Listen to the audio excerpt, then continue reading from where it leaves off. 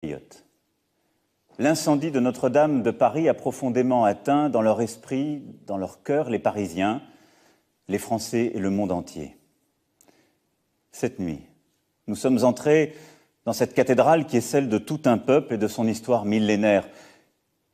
Le feu venait d'être vaincu, à peine.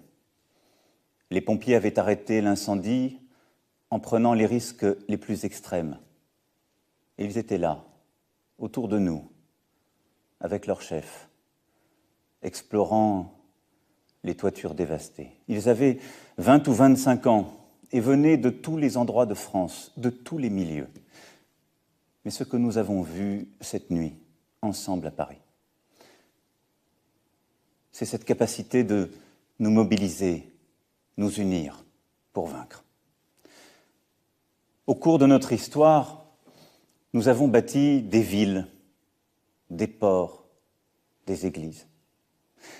Beaucoup ont brûlé ou ont été détruites par les guerres, les révolutions, les fautes des hommes. À chaque fois, nous les avons reconstruites. L'incendie de Notre-Dame nous rappelle que notre histoire ne s'arrête jamais, jamais, et que nous aurons toujours des épreuves à surmonter, que ce que nous croyons en quelque sorte indestructible peut aussi être atteint. Tout ce qui fait la France, matériel et spirituel et vivant, et pour cette raison même est fragile, et nous ne devons pas l'oublier. Et c'est à nous, les Françaises et les Français d'aujourd'hui, qu'il revient d'assurer au long du temps cette grande continuité qui fait la nation française.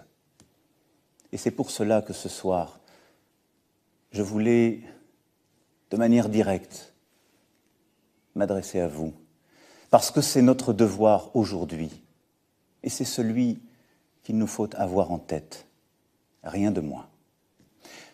Je reviendrai vers vous comme je m'y étais engagé dans les jours prochains, pour que nous puissions agir collectivement suite à notre grand débat.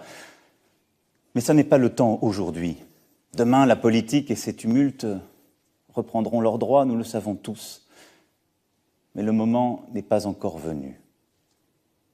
Souvenons-nous plutôt de ces dernières heures, hier soir, cette nuit, ce matin. Chacun a donné ce qu'il avait. Des pompiers ont combattu au péril de leur vie avec héroïsme. Les policiers, les soignants étaient là, comme à chaque fois. Les Parisiens se sont réconfortés. Les Français ont tremblé, émus. Les étrangers ont pleuré. Les journalistes ont écrit, les écrivains ont rêvé, les photographes ont montré au monde ces images terribles. Des riches comme des moins riches ont donné de l'argent au fond. Chacun a donné ce qu'il a pu. Chacun à sa place. Chacun dans son rôle. Et je vous le dis ce soir avec force. Nous sommes ce peuple de bâtisseurs. Nous avons tant à reconstruire. Alors oui, nous rebâtirons la cathédrale Notre-Dame plus belle encore. Et je veux que cela soit achevé d'ici 5 années. Nous le pouvons. Et là aussi, nous mobiliserons. Après le temps de l'épreuve, viendra celui de la réflexion, puis celui de l'action. Mais ne les mélangeons pas. Ne nous laissons pas prendre au piège de la hâte. J'entends, comme vous, je sais toutes les pressions.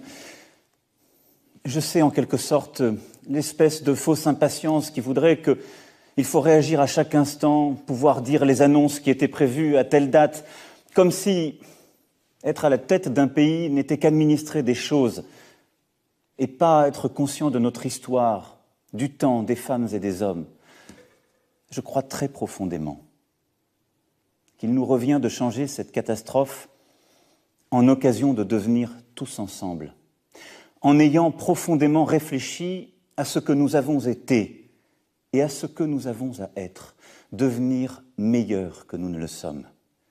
Il nous revient de retrouver le fil de notre projet national, celui qui nous a fait, qui nous unit, un projet humain, passionnément français. Françaises, Français, et vous tous, étrangers qui aimez la France et qui aimez Paris, je veux vous dire ce soir que je partage votre douleur, mais je partage aussi votre espérance. Nous avons maintenant à faire. Nous agirons et nous réussirons. Vive la République et vive la France.